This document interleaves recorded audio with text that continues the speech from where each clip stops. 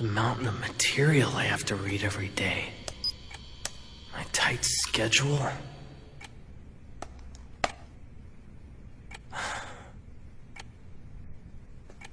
Nothing interesting ever happens.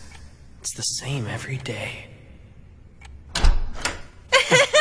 I'm really glad you came, Kay. The Shanghai branch is now secure. I can go back after the meeting. You're not gonna make me hang around. Pwede na ako umuwi.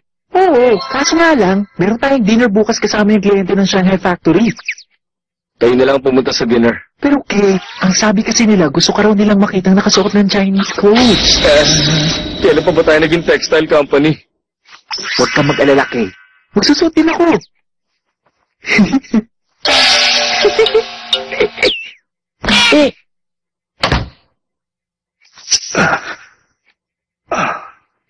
Ang sakit na talaga ng ulo ko.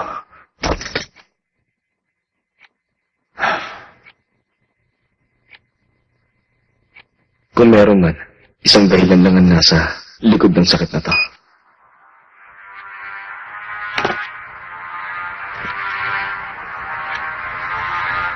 Saan tayo pupunta ngayon? Kahit saan. Pupunta ako basta kasama na. Sasama pa rin ako kahit sa impyerno tayo pumunta. Okay.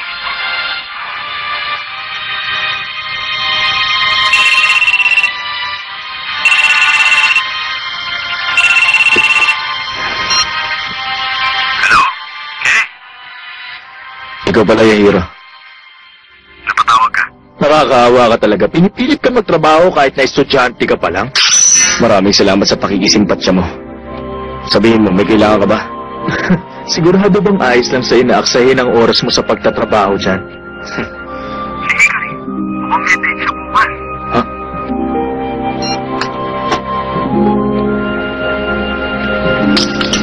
Mambihira.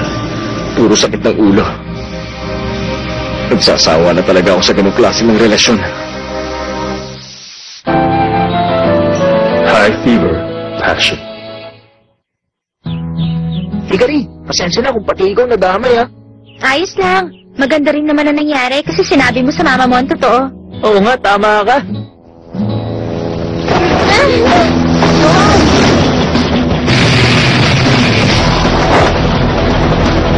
Oh, ikaw pala nakikita. Bakit nandito ka? Natapos na ba yung trabaho mo sa Shanghai? May natanggap akong tawag galing kay Yahiro. Nabalitaan ko na nakipag-date ka raw ngayon kay Tadashi. Ha? Paano kaya yun nalaman ni Yahiro? Ano ba tenga meron siya?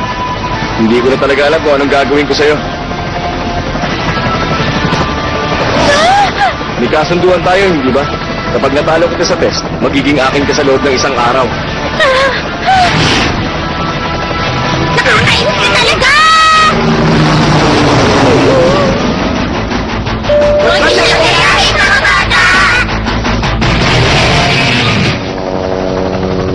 Bakit parang tahimik ka yata? Teka, sandali lang. Meron bang masama nangyari? Sabihin mo, kailangan mo ba ng advice ko? Hoy, Hikari.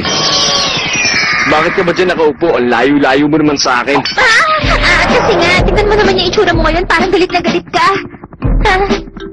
Paano ko nga ba sasabihin? Oo, tama. Ganun na nga. Pero hindi naman ako nagagalit eh. Talaga? Ganun pa? Tama. Tama nga ako. Wala siyang ginawang masama. Niloloko ko lang ang sarili ko.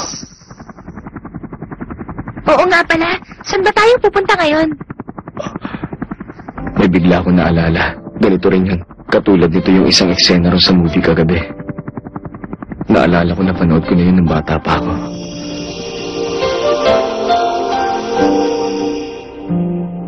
Dalawa lang sila sa loob ng kotse.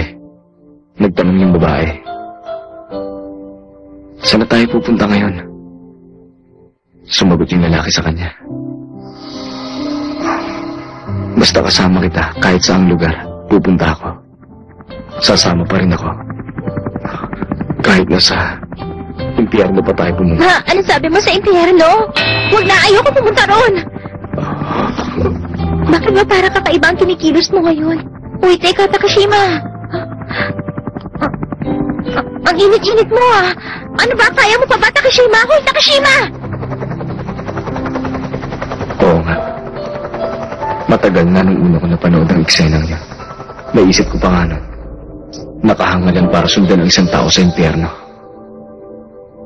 Wala namang dahilan para gawin yun. Naisip ko rin na imposibleng may isang magkakagusto na sumama ron.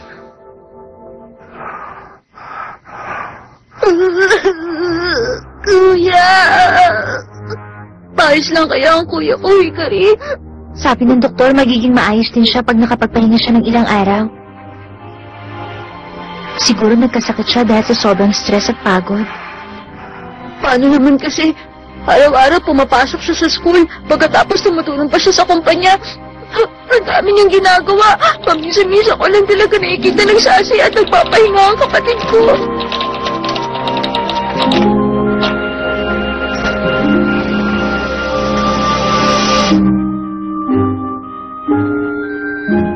Ngayon lang, ito ang unang pagkakataon na nangyari ito sa kanya. Ganun ba?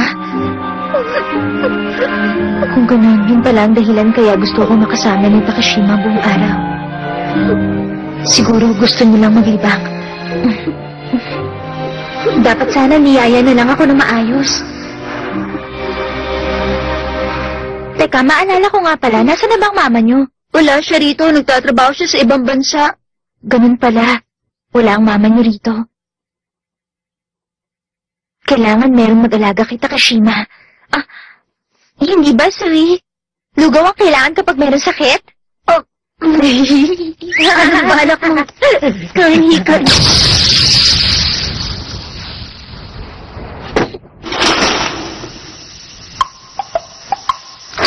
Sige, mga dutaan. Pinasabog nila. Hindi ba gumagawa lang naman siya ng lugaw? Parang wala pa rin nangyayari doon sa hinahalo niya.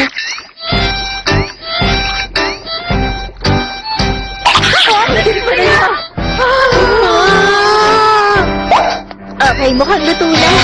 Imposible! Takashima, heto na. O, nakahanda na itong lugaw. Oh, sige. Ay. Bakit hindi itsura niya na luto yan? Kung may papakaisapan ito, masurong yan! Kahit ganito ang itsura nito, hindi naman ganun kasama ang lasa.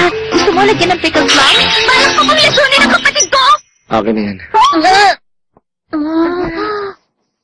Kakainin ko yan. Dahil niluto ni Hikari ang lugaw na yan para sa akin. Nakakainis ang Hikari na yun! Teka, anong problema? Ang gusto mo ba subuan pa kita? Hindi mo ba kaya kumain mag-isa? Oo. Talaga, ganun ba? Sige, susubuan na lang kita.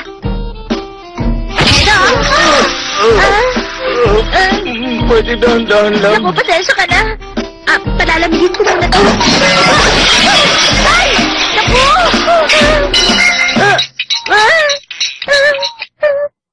Pambihira naman, oh. Pasensya ka na, Hikari. Oh? Napagod ka sa pagluluto ng lugaw tapos natapon lang. Ayos lang naman yon. Igagawa na lang ulit kita. Hindi bumababa ang lagnat mo. Alam ko na.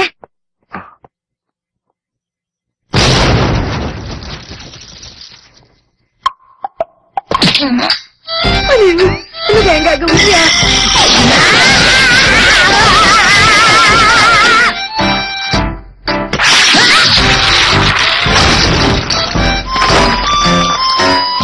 Excuse me, meron naman nakalagay na yelo dun sa freezer. Mas maganda raw yung mga yelong binibenta sa baseball stadium. Natutunan ko yun nung high school. Hindi ako pwedeng magkamali. Napakalamig ng yelong ito. Mapapababa na natin agad ang lagnat mo, Takashima. Oras na para gumaling ka.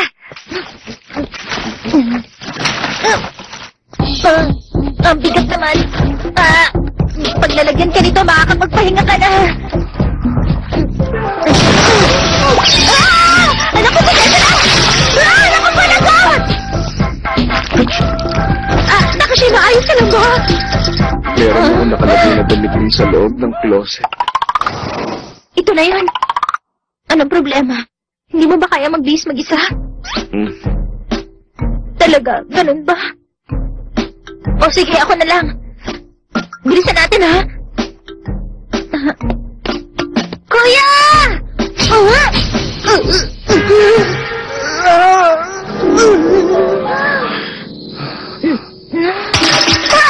Ano ginagawa mo kay Kuya Hikari? Uwi, nagkakamali ka! Hindi mo na yung isip mo! Kapatid ko! Kawawa naman na! Pati ginawa sa kanya! Nagkakamali ka!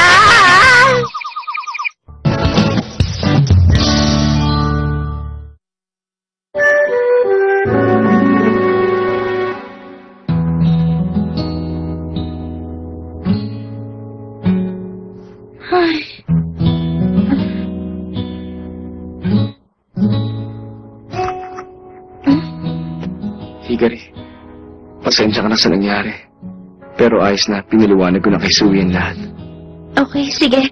Pero sandali lang, ayos lang ba na tumayo ka, Takashima? Gusto ko kasi makasagap ng hangin dito sa labas. Kumapit ka na lang sa akin. Mukha nangihina ka kasi. Halika na.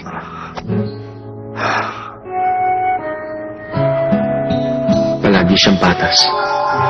Sa lahat ng mga ginawa naming contest, pinapabutihan na walang pinipili. Gusto niyang nakakatulong sa iba, gaya ng ginawa niya kay Tadashi. Ang ganda talaga, hindi ba?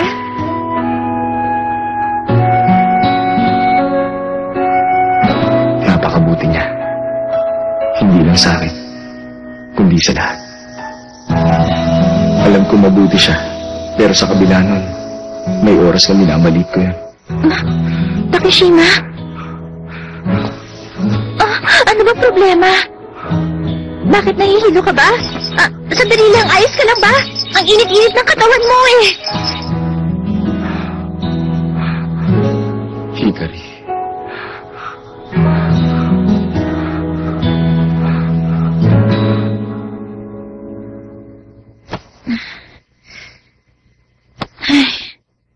Bakit ganun? Parang hindi pa rin bumababa ang lagnat mo. Teka, hindi ka ba makakatulog mo maayos kapag wala ako rito? Hindi pwede! Hindi ka aalis. Meron na tayong kasunduan, hindi ba? Sa akin ka sa loob ng isang araw kapag natalo kita sa test natin. Ayos ka lang? Buti pa matulog ka para makapagpahinga ka. Ayoko. Sige, hindi ka niyang gagaling agad. Kasi, kapag natulog ako, pagising ko sa gabi, wala ka na dahil umuwi ka na sa inyo. Kaya, hindi ako matutulog. Sira ka ba? Sabi ko sa'yo, matulog ka na! Nakalimutan mo na ba yung palagi mo sinasabi sa akin, Takashima? Huwag mong pahirapan ang sarili mo. Hinay-hinay lang. Gumawa ka lang ng tama. Ngayon, binabalik ko lahat ng mga salitang yun sa'yo. Matulog ka lang. Magpahinga ka at huwag kang gigising hanggang 12 oras. Makinig ka kapag natulog ka na. Nakatulog na rin siya. Mabuti naman.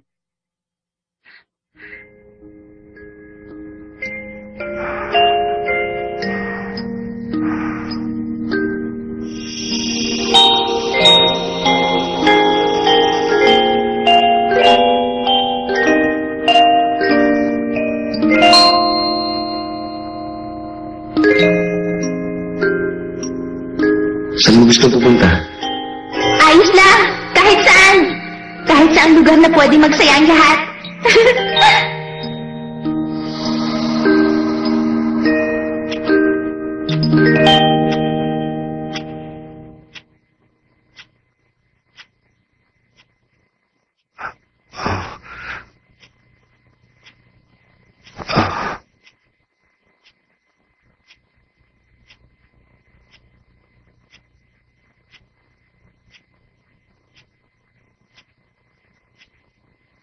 Bakit ganun?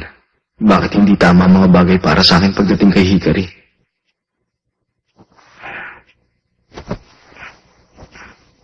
Bakit yung iba, nagagawa ko naman ng maayos?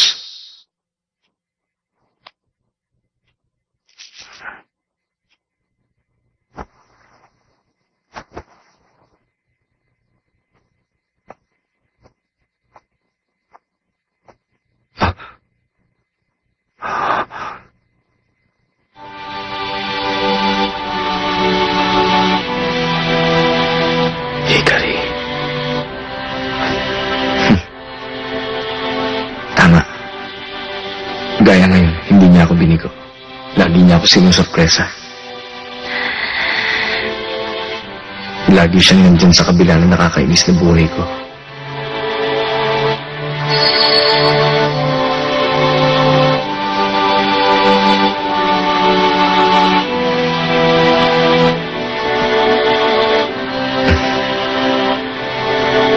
Sa tuwa man o sa lungkot, isa lang ang nakakapagpagalaw ng puso ko. Si Hikari lang.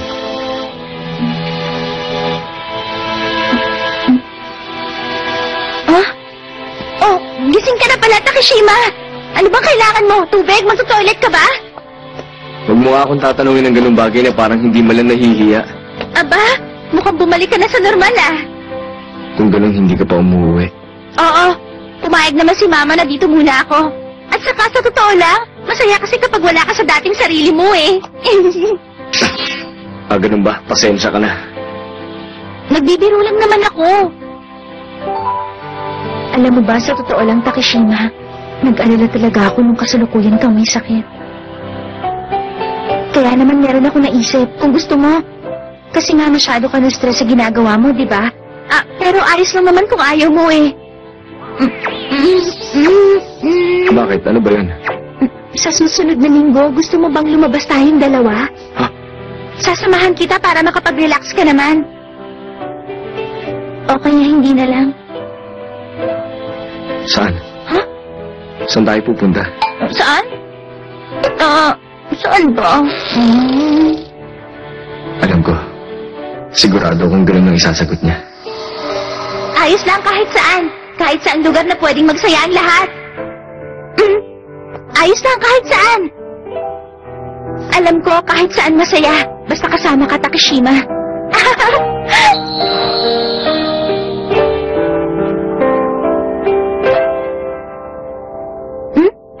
Ano bang problema?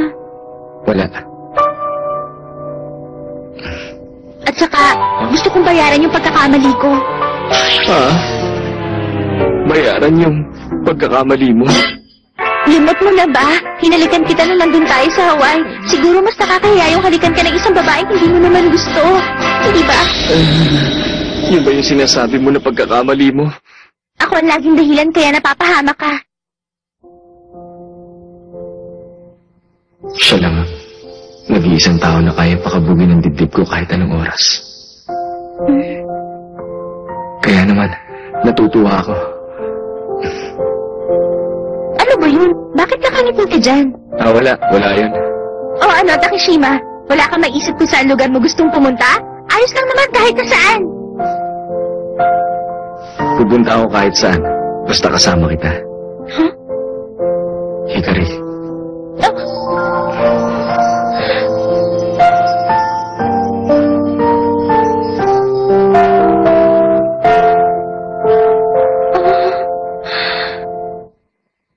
Okay na. Bayad na yung ginawa mong paghalik sa akin. Huwag mo na uulitin yun, ha! Huwag ka na ulit makalapit-lapit sa akin, Takeshima! Subukan mo lang! Lagot ka sa akin pag pumunta ka rito! Hindi mo ako mahalagaan. Ganyan. Ano? Tumigil ka nga! Magaling ka na! Hindi pa. Hindi mo. Naglalambot pa nga ako. Alam ko ang tawag sa sakit mo! Oo, tama! Nasisiraan ka na! At walang gamot para dyan! Ayan, edi aalagaan mo na ako habang buhay. Ayoko nga! Lumayo ka! Bihira ka na bumista! Alagaan mo na ako, please! Sige na naman! Lumayo!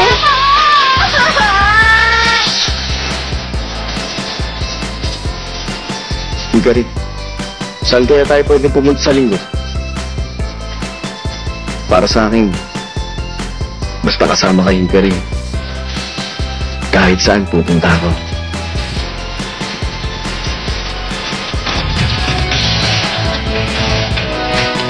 Sana maganda ang panahon nun.